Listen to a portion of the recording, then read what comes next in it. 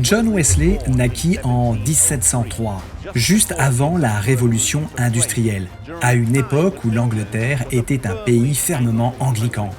Il naquit dans le petit village d'Epworth, dans le nord de l'Angleterre, où son père était recteur. Voici la maison familiale où il aurait grandi et passé son enfance.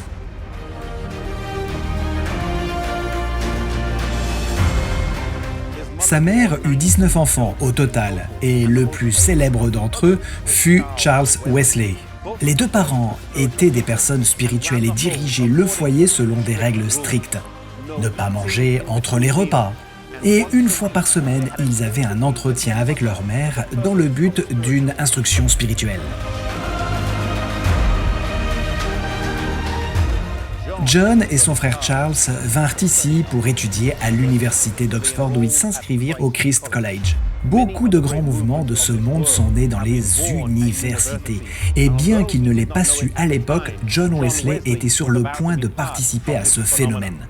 Il obtint une licence au Christ College puis une maîtrise, avant d'être élu membre du Lincoln College, où il disposa de sa propre chambre et d'un salaire.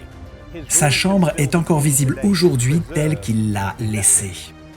Il partit pendant environ 1 an pour retourner à Epworth à la demande de son père avant de revenir ici à l'université.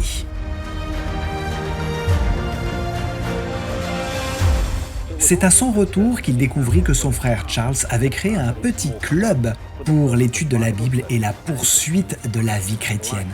Chaque membre s'engageait à mener une vie sainte, prier tous les jours, communier toutes les semaines et visiter régulièrement les prisons. Le groupe était incroyablement pragmatique. Il prêchait, éduquait, soulageait les débiteurs emprisonnés dans la mesure du possible et il soignait les malades. Ils jeûnaient tous les mercredis et chaque jour ils se réunissaient de 18h à 21h et le nom qu'on leur donnait était le Holy Club. Mais ce n'est pas sous ce nom qu'ils se firent connaître. En 1733, un auteur inconnu écrivit dans un tract les décrivant comme les méthodistes d'Oxford. Et peu à peu, ce nom s'imposa.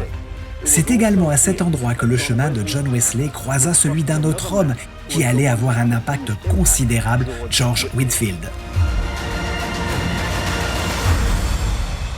George Whitefield était diplômé du Pembroke College et une fois l'université terminée, plutôt que de s'installer dans une paroisse, il se mit immédiatement à prêcher, devenant un prédicateur et un évangéliste itinérant. Il voyagea dans toute l'Angleterre, notamment à Bristol, où il passa quelque temps avec John Wesley et où ils prêchèrent tous deux ensemble en plein air. Les Wesley et Whitefield séjournèrent en Amérique, mais avec des résultats différents dans leur ministère. John Wesley se rendit en Géorgie, mais cela ne se passa pas très bien et il rentra en Angleterre. George Whitefield se rendit en Amérique à 7 reprises. Il eut beaucoup de succès et était très apprécié. Il participa au Grand Réveil qui eut lieu dans les années 1700. Un grand réveil religieux et on se souvient aussi qu'il fut l'un des premiers à prêcher aux personnes réduites en esclavage. Les racines de ce mouvement d'envergure qu'est le méthodisme remontent à un petit groupe d'études bibliques avec une poignée d'étudiants sur un campus universitaire. Zacharie 4,10 dit « Ne méprisez pas le jour des petites choses.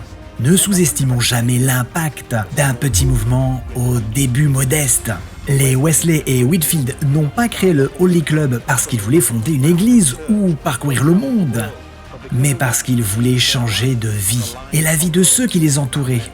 Je prie pour que vous cherchiez à faire la différence où que vous soyez, que ce soit à la maison, au travail ou à l'école.